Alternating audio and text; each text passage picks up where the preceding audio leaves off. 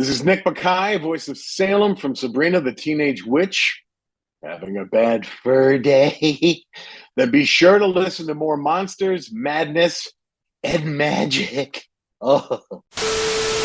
All right, folks. Justin here, just offering another few words before we dive into this episode. As I've said on the previous two episodes, this was recorded prior to the SAG strike and contains no promotion of any current or future materials. Again, to address some of your questions that you've been asking me on social media, which you can find us on any social media platform by searching Monsters, Madness, and Magic. Now, considering actors do make up a percentage of our guests, I've been asked by several of you, what can we expect going forward? And it's pretty much more of the same. We're going to be having musicians, authors, artists, researchers, just like we always have. And for you longtime listeners, you'll probably remember that our first two episodes were deep dives into occult-oriented figures, Cornelius Agrippa and John Dee. Now, for some time, I've been getting requests to bring those sort of episodes back, so that's what we're going to do. So if you've been wanting to hear more from us outside of our interview-based content, that's good news for you. If not, well, I apologize, but not really. Now, let's get into what we are all here for. In this episode, I chat with actor and writer Nick Bakay about Sabrina, Salem, the writer's strike, the King of Queens, working with Jerry Stiller, and more. As always, thank you for listening, and if you'd like to help the show grow, please leave us a review wherever you're listening to the podcast. Anyway, without further ado, here you go. Greetings, boils and ghouls. This is your comrade, the Crypt Keeper here, reporting dead from the sanctuary of the strange. Tonight's macabre myth is a fright-filled feature, one overflowing with monsters, madness, and magic.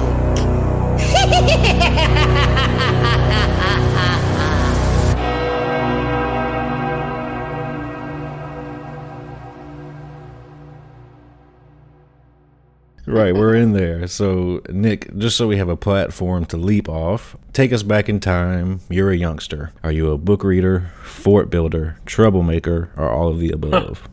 Interesting. Definitely a fort builder. Bit of a troublemaker. I remember early report card. I was described to my parents, who got a kick out of it. Thank God I had cool parents.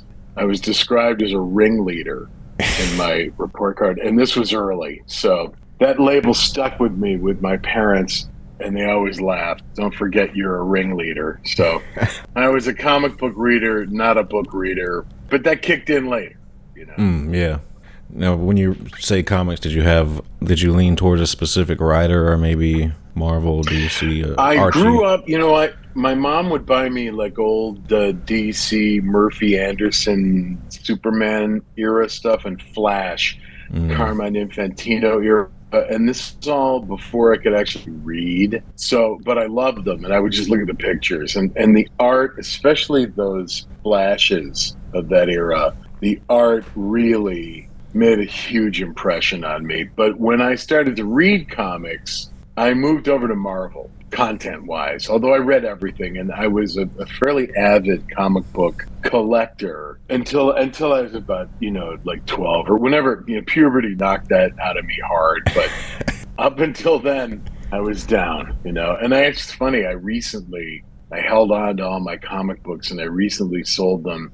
I guess maybe this was within the last 4 or 5 years. Really? I held on to them. I dragged them around everywhere I lived throughout my whole life. And I finally sold them and put that into my kids' college funds. So, but it's because I got lucky, timing being everything. Oh gosh. The timing for comic books was good in my life because, I'm old enough that there was no such thing as a marketplace. And then there was just starting to be one. And at the time where I got kind of, interesting. So, you could buy a decent condition Daredevil #1 for $8. Yeah. and your parents would faint and say you're an imbecile, and you'd stick them in a bag. I mean, and I had a lot of interesting number ones. They were all, none of them were in, beautiful, minty condition, but I had a lot of good comics, and I had a ton of old great Marvels, because that was my era. The old Steve Ditko, Jack Kirby era. I was going to say, you must have had a pretty extensive collection to be able to be it substantial enough to put in a college fund. Well, it's not going to pay for college. It'll probably pay for, books, but every little bit helps. Yeah, it right? does. I think that's how my generation is hoping about our Pokemon cards. And that's funny, because that's when my kids are sitting on those, and I'm looking at them, and I'm saying, I look saying, hey, keep that in its little wrapper, kid. Don't sit on it. One day. You never know. You never know. So, Nick, when you think back to formative films and TV shows that you grew up on, what comes to mind initially? Oh, that's interesting. It's funny. The first thing that jumped to mind was Johnny Quest, because I was talking to my wife about it, and she didn't remember it. And it's not like she's older. She's older than me. She's not younger. Don't tell her I told you that. But somehow she missed Johnny Quest. It's not like I'm one of these Hollywood guys with the 12-year-old wife. It's like, no, my wife is age appropriate, but somehow she missed Johnny Quest. So I had to give her some shit about that. She was more about the Monkees and Davy Jones, I think. But I have sort of a macro on this that I think is interesting, because I'm of the generation where there were 3 networks as a kid, and what that meant is so different than the way all this stuff is consumed now. You had to watch things you didn't like, and you couldn't decide what you liked before you watched it, and you couldn't sort of ghettoized into a category. Like, I just like to watch Nat Geo, and that's it. It's sort of like radio back then. AM radio was eclectic, TV was eclectic. But I've talked about this with a lot of people that I've written with over the years, and I feel like a lot of my writing voice and my comedic voice was shaped by all the stuff that, I was definitely a TV kid, and to watch TV was better than to not watch it, but I had to suffer through a lot of awful stuff. It was watching the things that I really had contempt for that I think are essential to my voice as a writer. And I look at my kids who can just say nope, and I'm like, look, if you never had to watch the Lawrence Welk show, you're already got an arm tied behind your back as a comedy writer. If you never had to watch Lamp Unto My Feet, or these Judd for the Defense, or these awful shows that people your age have never heard of and never have any reason to know about, but I had to watch this crap. And it formed me, my friend. It formed me. I think that stuff influenced me as much as the stuff I loved. Like, I loved first generation Star Trek, and I loved, all these, the obvious stuff. The good stuff's good for a reason, and I liked it, right? Right. So you mentioned Star Trek. When the Next Generation came around, were you one of the OG fans that was skeptical at first? I remained skeptical. Oh, wow. Okay. Yeah. Hey, yeah, no, understood. Sci-fi had never really been my jam. OG Star Trek, though, I've never loved the TV show more. But no, these subsequent generations, more power to them, but not for me. Understood. And I don't have a Star Trek bone in my body, or a Star Wars bone in my body. Yeah, me neither. Not really. Oh, good. See, I knew I liked you. But it's just that's not really my jam. It's just not my thing. But I loved Star Trek. So how early on do you remember exploring writing yourself creatively? When did you start to tinker around with maybe short stories or stuff like that? It's funny. I didn't. Writing, I have a different path into it than I think a lot of people. While I was always very creative, and I always was really into creating characters, and I was a very good improvisational actor, and I could jump into character, and I could improvise in character, in dialogue, do anything you want that way, and that was a strength. I did not grow up wanting to write. It just was not my thing, but it's what I turned into.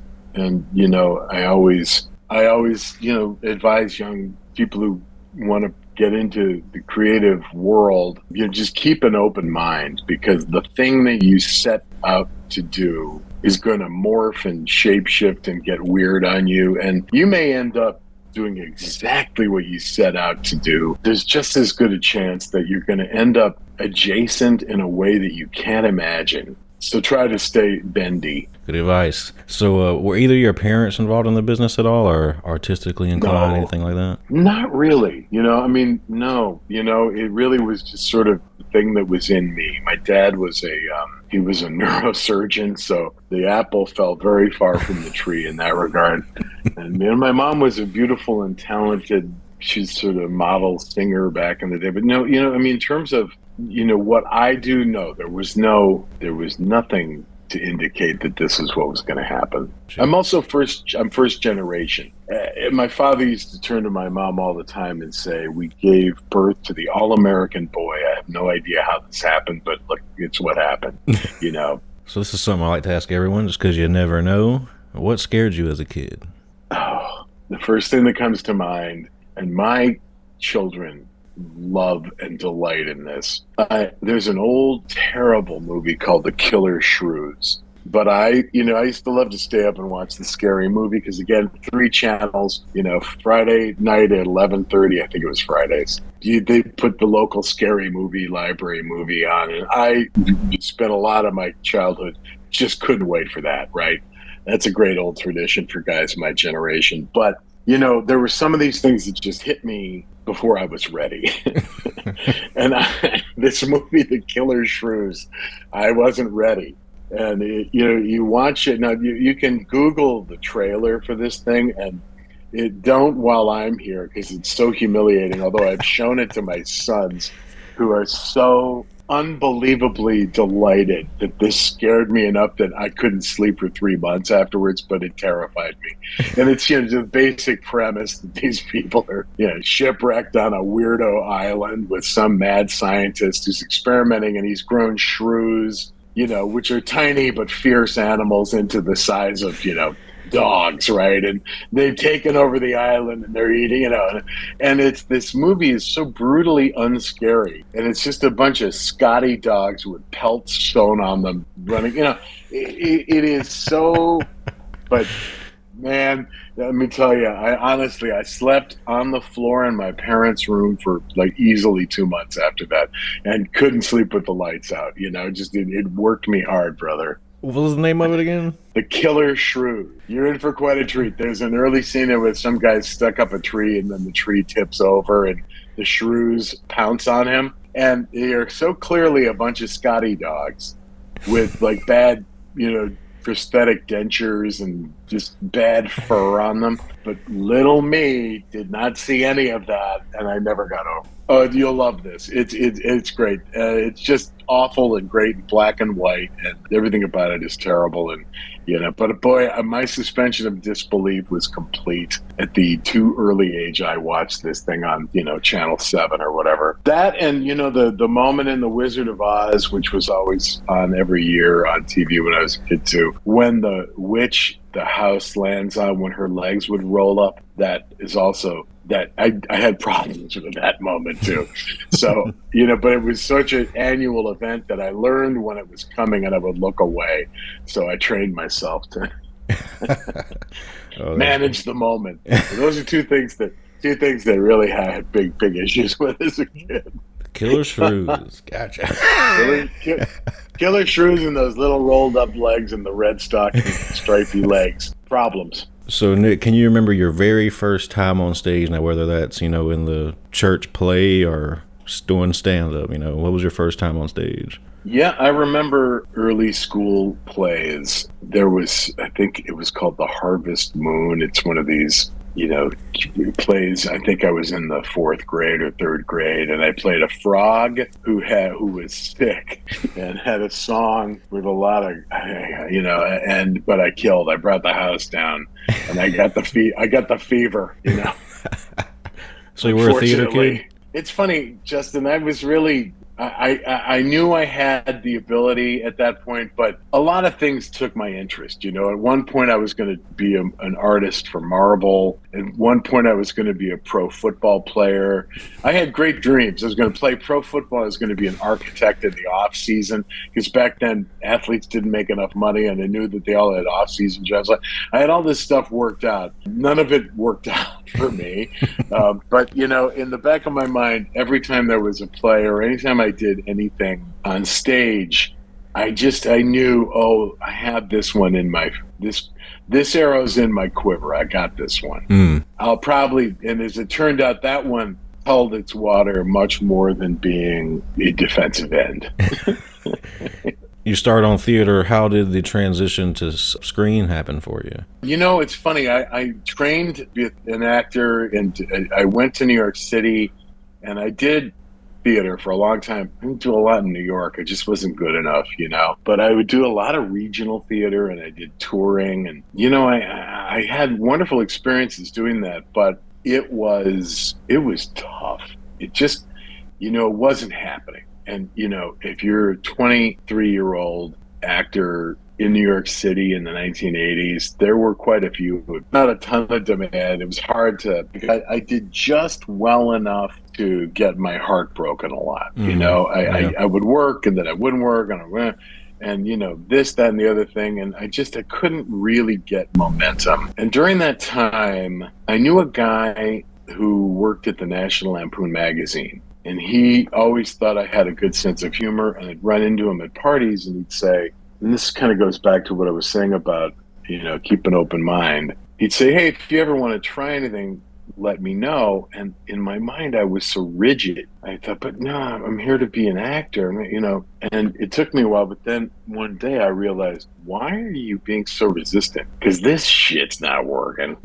As they used to say, it's going to happen. And so I approached him, and I started to sort of do the sort of basic beginner stuff there, which was to write the fake letters to the editor. And I had a blast, and it went well. And I ended up working there for a while, and it changed everything.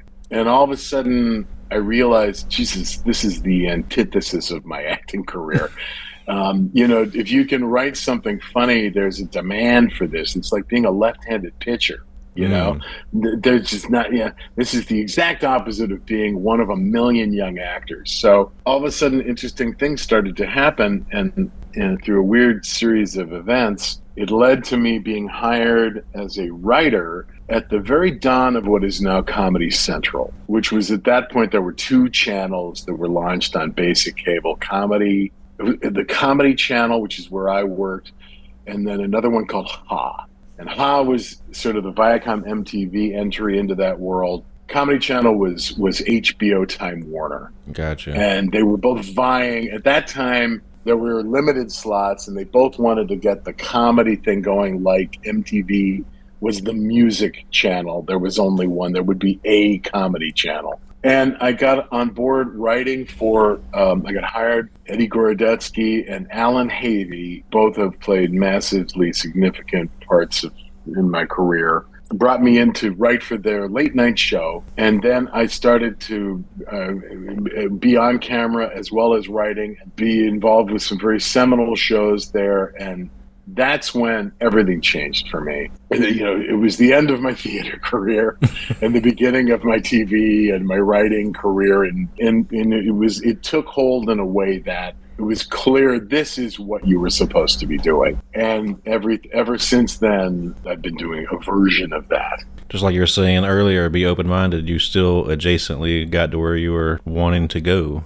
Just not on the theater stage. in such a different way, you know. It really was, I mean, you know, but as it started to unfold, at least at that point, I'd been beaten down enough to sort of have an open mind out of necessity, but also I had been around enough to realize at least I had enough wisdom to go, why would you fight this? And I will say, my time working, we had a studio on 23rd Street in Manhattan where we would do these shows, and everyone there was starting out, cutting their teeth. It was almost a collegiate experience, and I know most of the people I work with there feel the same way. Made friends for life. I met my wife Robin there. the people who I worked with there, many of whom remain important people in my life as friends and also creatively and professionally. The Higgins boys and Gruber, Alan Havey, Scott Carter, who went on to produce Bill Maher's show for years. I could go on and on. It was a training ground for an interesting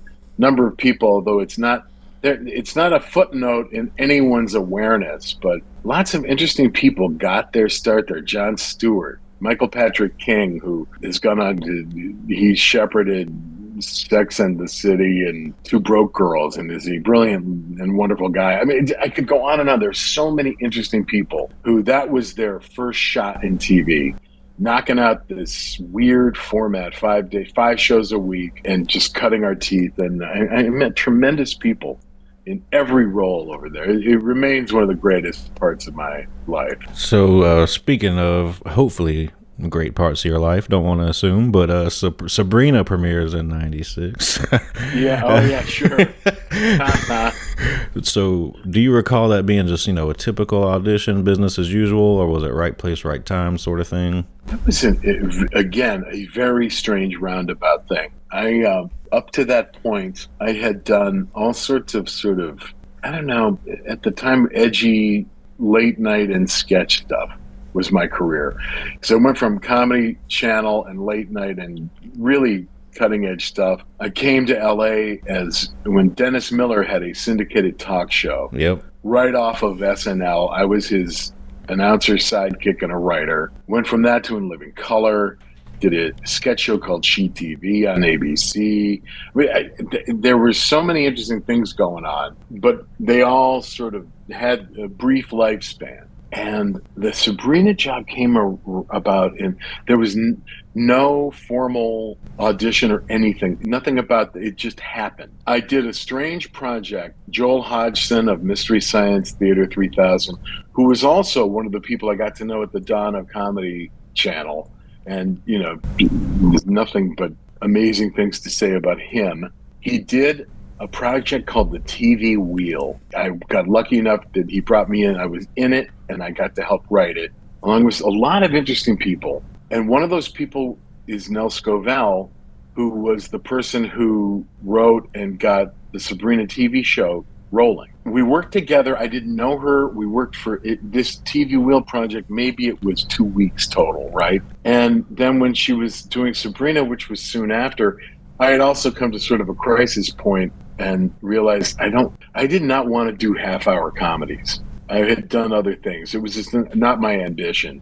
At that point, there were a lot of them. It was a way to make a living, and it was time to make a living, you know?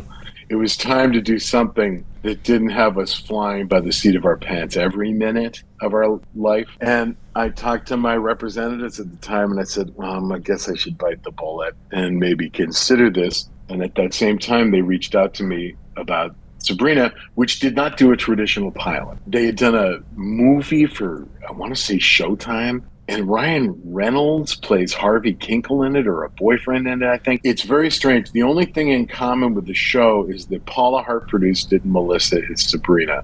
Wow. Everything else is different. It's not. It's a single camera movie. It's not a comedy, I don't think. I'm not even aware of that. Is it out there? Yeah, no. I don't even know. But off of that and the presentation tape, ABC bought the premise of this show as a half-hour comedy for TGIF. So I got brought in to write on the show, and I was doing the Angry Beavers. I'd done a lot of voiceover work at that time. I was already Norbert on the Angry Beavers on Nickelodeon, and I read they didn't have a pilot. They just had a series pickup. So I auditioned for The Cat and got that at that time for Salem. And so the first 4 years I wrote and was The Cat. And I went in there sort of kicking and screaming, thinking like, oh my God, this is the end of my relevance. But I guess we're going to eat, as is typical, again, keep an open mind. Turned into a great gig and a ton of fun. And I worked with lots of good writers from whom I learned a lot about how to do half hours as a writer. And I got to write and be this hilarious character. So, and all the gigs you take with these fabulous pedigrees, they often don't pan out. and you go into some of the weird ones and look at what happens. So at least to my ear, I can sort of hear that Salem is not far from your speaking voice. Were you given much direction for the voice itself when you went in? No, I mean, at that point, I had done enough voice work, and the marketplace tells you what you're going to do. And I realized I'm not going to be the man of 1,000 voices, which, it's not like I'm not capable of that type of thing, but others were far better at that. But what I did find out between all the commercials I did and Norbert on a certain level and Salem and everything I did with any real legs to it, my voice was very good at sort of capturing a certain attitude, and it was close to my voice. But I just upped the snide sarcasm. It was not really changing my voice. It was changing attitude and putting that. And, obviously with Salem, there were things that we found were just hilarious. If I just threw in a little bit of that burglar, oh no, like when things were upside down, oh, there were things you do and with Norbert, there were different hooks, different vocal hooks were very different. And Norbert was sort of the cool, groovy brother. Whereas Salem was, I recently was on like the Australian version of the Today Show. And I was saying, what was funny about that character was that, he was this despotic guy who wanted to take over the world. And his punishment was being consigned to life as a house pet, stuck in this teenage girl's bedroom. It's like, imagine Vladimir Putin stuck as bang, you're a cat. The only one who'll listen to you is this teenage girl. It's just, how can you lose with that? So, but if you think about the bitterness of that and the ambition of that, it helps inform the voice. I think the Australian Good Morning America show, I think that's called G'day. G'day, mate. G'day, mates. Had a lovely time. I will not speak disparaging. I don't think they have the internet in Australia anyway. It's fine. Says the guy who a tornado just knocked his out for a few seconds. Nice work. Says the guy in South Carolina.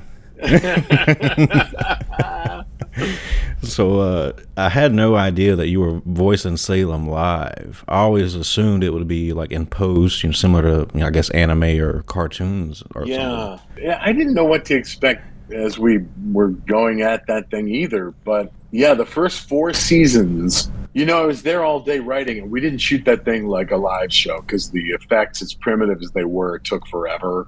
There was no way that was going to be a live audience multicam. So I'd be in there writing, and whenever the Salem scenes came up on the schedule, I'd hop down to stage and I'd be off camera with a boom mic. And there were 3 puppeteers who, ran that animatronic, and Kathy Pittman, the trainer, who could get these live cats to do things that were as inconceivable you could get a cat to do. And it took a village to bring that unconvincing cat to life. But, we really had a thing. Tom Fountain was the head of the puppeteer crew and also ran the mouth. And it was almost like a piano accompanist. He was incredible at following me as we did that dialogue live, and we really got it down. We had a groove going. We had a blast. And, there was even room to sort of, in a weird way, it let the performances be organic in a way that, they were different. When I later moved on, I went, and after the 4th season was over, I went to write on King of Queens. And at that point, Tom would do the scratch track, same thing live, and then I would go loop that. And, and it was different. It was fine, but it was different. You just mentioned King of Queens. I wanted to ask you about that because that was one of my favorite shows of that era. If you had any memories you could share of Jerry Stiller, who passed away a few years ago. No. You know what? The first thing is that he was the nicest guy in the world. Honestly, it's so funny, and there's no one who got laughs the way he did. It's interesting. It's like I worked on the Kaminsky method, and Alan Arkin recently passed away, and it was like that. You'd watch him do things, and you walk away. The comedy came from a unique delivery. There was no one else on earth who did things the way Alan Arkin did, and that was true with Jerry as well. He was brilliant and 100% unique. Writing for him was an absolute joy because you would just start laughing, thinking about what could come out of this character and this actor's mouth. But also, no one was more conscientious. No one took the work more seriously. And he was delightful. He was nice. He was generous. He was big-hearted. I absolutely loved him. He was great. Just great. That's what I remember from Jerry. And, it was just, and we shot that. There's a show. We had that classic sitcom tape night Friday in front of a crowd. And it was just, him and Kevin and Leah. And it was something so magic. And I mean, it's like game day for an athlete. It was when those three were firing on all burners. It was just, you get goosebumps, and it was magic. I felt very lucky. From King of Queens, that's how you established the relationship with Kevin, and how you guys came together with Paul Blart. That's right. Yeah, I loved working with Kevin. We got to be very close. Also, we really had a great time working together. And yeah, that's what led to the Mall Cop. We wrote the Mall Cop movies and Zookeeper together, and we really, really had a blast doing it. I love Kevin. So when it comes to writing, you mentioned you were in the writer's room on Sabrina. How does that look when you have multiple writers writing one show? Is there one guy writing the first draft? Different. And, how does that work? That's the traditional model was always somebody would be, the room would pitch, you pitch an area. It got vetted by the room. There's the head writer, the showrunner is the gatekeeper on everything. And once something passed muster as an area, it got fleshed out. Then it would be turned into an outline, often en masse.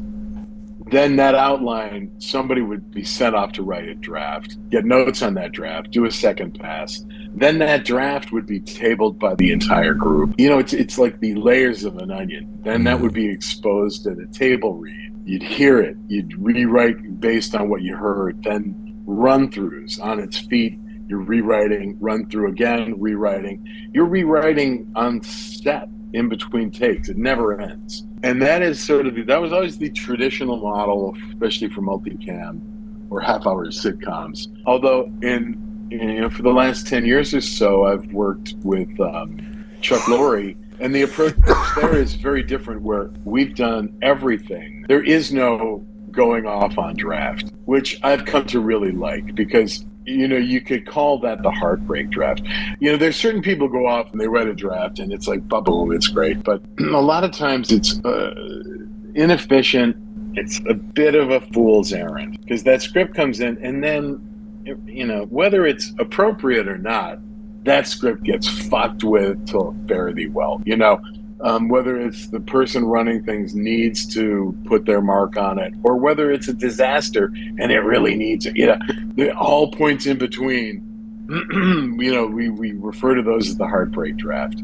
And you go on for 2 weeks, you bust your ass, you put everything into this, and then it gets, you watch the car get taken apart piece by piece and rebuilt in front of you.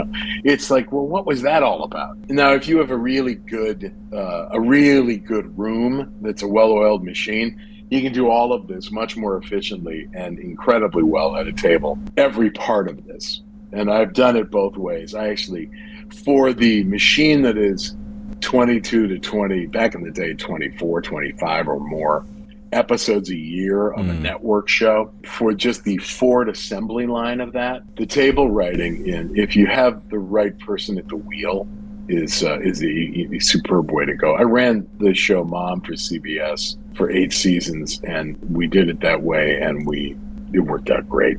And sending people off on script would have just slowed us up. I'm telling you. There are other ways to do it. If you're going to go do your streaming show, and you have 8 of them, and you're on a tour, go write them. That's great. But if you get network notes and studio notes and 22 of these things, and difficult actors, call it what it is.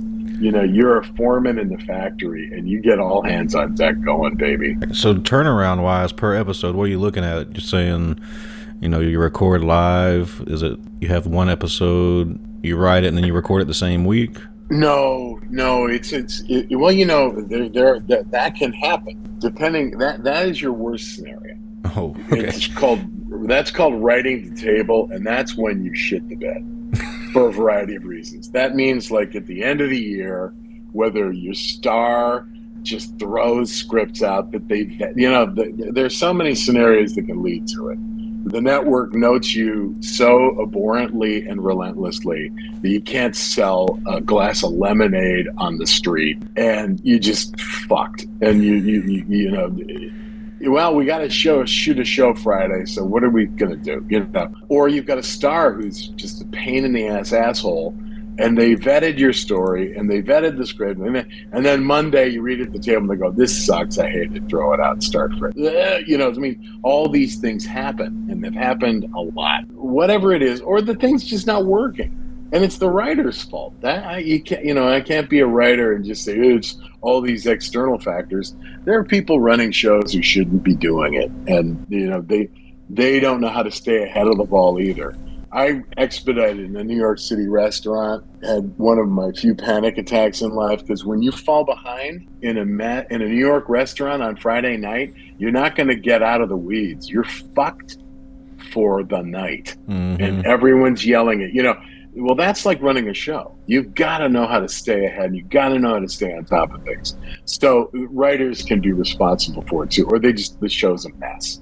It's just not happening, and no one has the fix. For whatever reason, there are days where it's like every week you're writing for how good can that be? Not too good, my friend, right? But in a perfect world, no, you're anticipating all of this. You go into your pre-production time, you're going into the season with thick scripts written and approved and ready to rock, and you stay in front of that the whole year. A lot of it is how you deploy your troops. You don't walk around saying, "I'm the showrunner, I'm the genius, everyone watch me." Man, you delegate, you know what people do well, and you take full advantage of it, and you don't ask them to do the things they don't do well, and you just stay in front of it, and you make sure that everything it's a factory. I'm back to that analogy, but it's like, while one room is polishing that week's script, you got another room breaking new ones. You're selling the ones, you're fixing the old, you're doing you have 4 things going at once. That's why somebody I know said running a show is like, you have to be creative while managing an AM/PM market. You have to be able to do these things at once, and you have to have a really good team to do that. And I do not want to talk and go off on a tangent here, but one of the things that the writers are on strike about right now is if you chop these rooms down to nothing and you fill them with 1 veteran and 3 rookies, you're nuts. You can't do it. You're gonna it's just a formula for shit on shit, because it is hard to do this well. Not that many people can, and but you have to have some troops.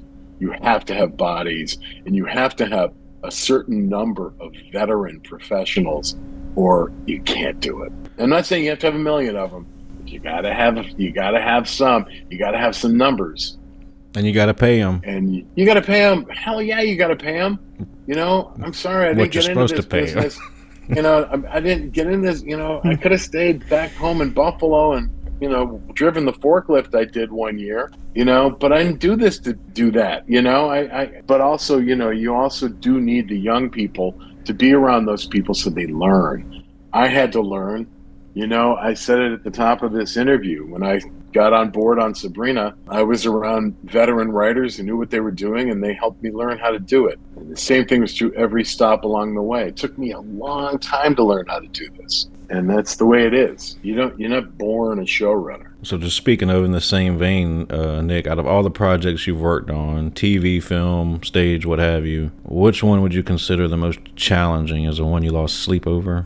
Ooh, that's a good question. Lost sleep are always the ones that are problematic, frankly. I just did a new series for Max, HBO, who knows what they're calling it or what they will be calling it, called Bookie, and it's with Sebastian Maniscalco. I did it with Chuck Lorre, and it was the most fun I've had in a million years, and as challenging as it was because it was new and it was original, it was also, I didn't lose sleep. I woke up at 5 a.m. like Christmas morning because this one it went great. Everything about it, writing it, the cast, the process, is beautiful. The ones that you lose sleep over are the ones, and there was more of this back in the day for me, but bad showrunner. When you're there till 3 a.m. and you're polishing a turd, right? When you're there because somebody can't make up their mind or somebody doesn't want to go home because they're getting divorced. Oh God. Or but the worst is just like they don't trust the process, and they think that this can't. And I'm not saying that everything is easy. Everything is a process, but this process doesn't have to be a grind like we're working with Oppenheimer here. And I've worked with too many people who want to go at we all laugh too easily at that one. Or the people are just like, they won't even listen to the first 5 pitches. They want pitch number 12 because that's how they got into Harvard or whatever, and pitch 12 is a bag of shit. Sorry. Funny people are funny on 1, 2, 3 are going to be pretty funny. 12 is going to be like, you're already thinking about like, who was that girl I fucked in 1982?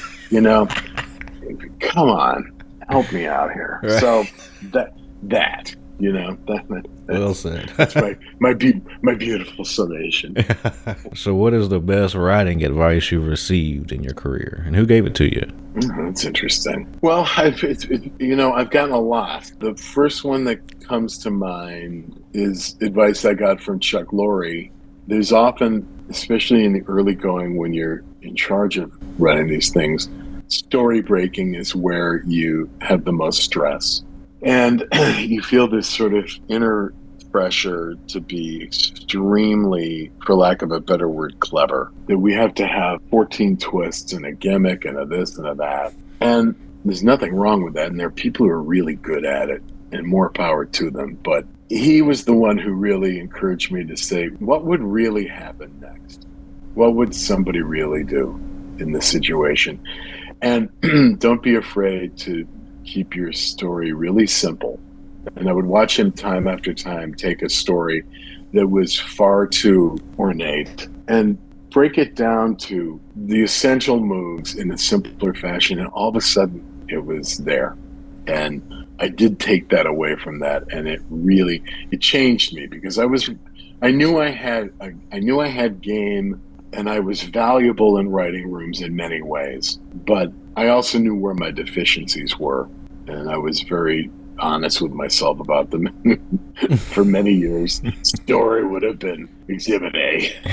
I fucking hated it, and I would I'd have to, burn myself with cigarettes to stay awake during story breaking because it was just. But also, I was breaking stories on shows that were about irrelevant bullshit. It's like, what wedding gift are we gonna get the Harrelsons? And I'd be like, which window can I jump out of here? Because I don't know how to do this. Right. I can make the Harrelsons funnier than fuck, and I'll get you home, but I don't know about we're going to get 2 or 3 acts out of a wedding gift. Hand me that cigarette. I'm going to burn myself right in the balls, see if I can stay awake. This is torture on the highest plane of torture.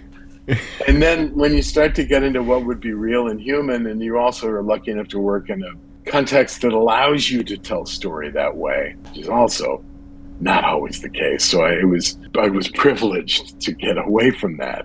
It all came clear, and I could all of a sudden look at a blank whiteboard on the wall and not wet my pants. And no, we're fine. Plus, I was, in the case of Mom, I had the writing staff murderer's row. I had everything that was striking for. I had a staff of brilliantly talented people, many of whom were former showrunners, many of whom will be, and I never had to go to work and have a bad table read and go, oh, and walk away from it going, God, I have to fix this. I never had to worry about that. I could always say to myself, I have a brilliant staff here. Someone's going to have this. It doesn't have to be me. And when you breathe everything good happens. When you relax and breathe, everything's possible. And those writers made everything possible for me. Something I like to ask everyone, just because you never know what they're going to say. Have you ever had an experience you would consider supernatural or paranormal? It's a great question. I come from, my father was a Hungarian man of science, although even he I think was open to the mystical. But my mother from a long line of Irish magical thinkers. So I had both sides warring as I developed. Personally, I'll tell you the one thing that I was raised completely religion free. But there was a moment in my childhood when I think we were in Martha's Vineyard or Cape Cod, somewhere like that. We were out swimming.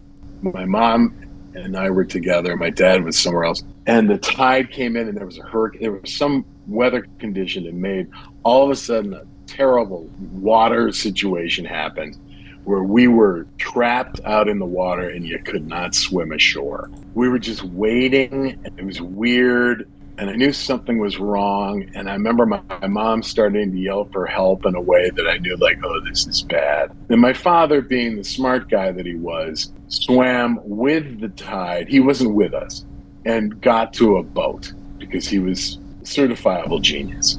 We weren't with it. We were there a couple of we were fucked, right?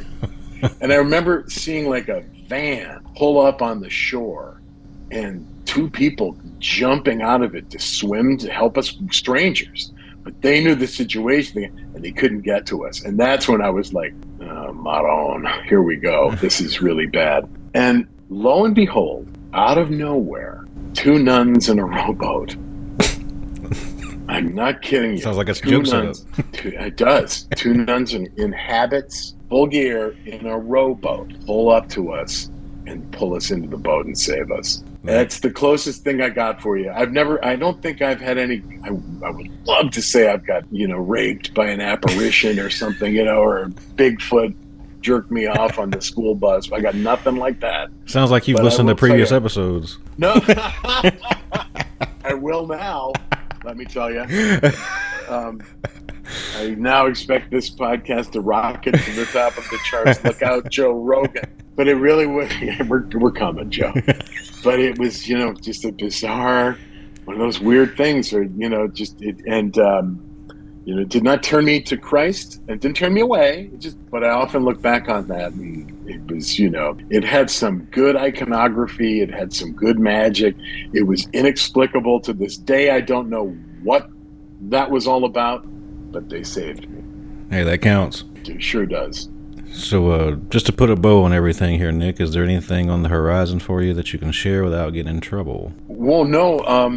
One of these days, and I do not know when, Bookie with Sebastian Maniscalco will be dropping on Max, and it was really fun. That's my big plug, and it's a good one. So I'll stick it. I'll quit there.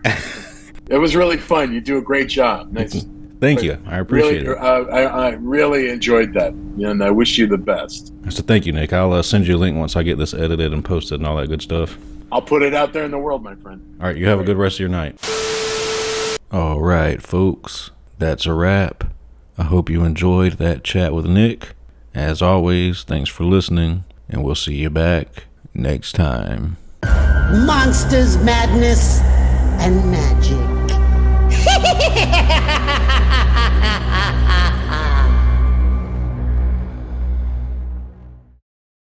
Welcome to the night.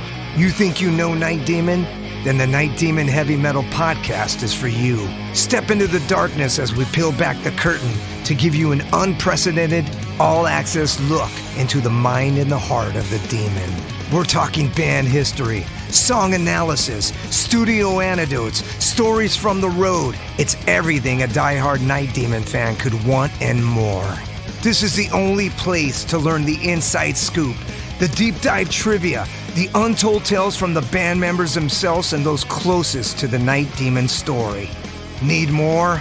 The sacred Night Demon Crypt will be pried open to reveal demo recordings that have never before seen the light of day.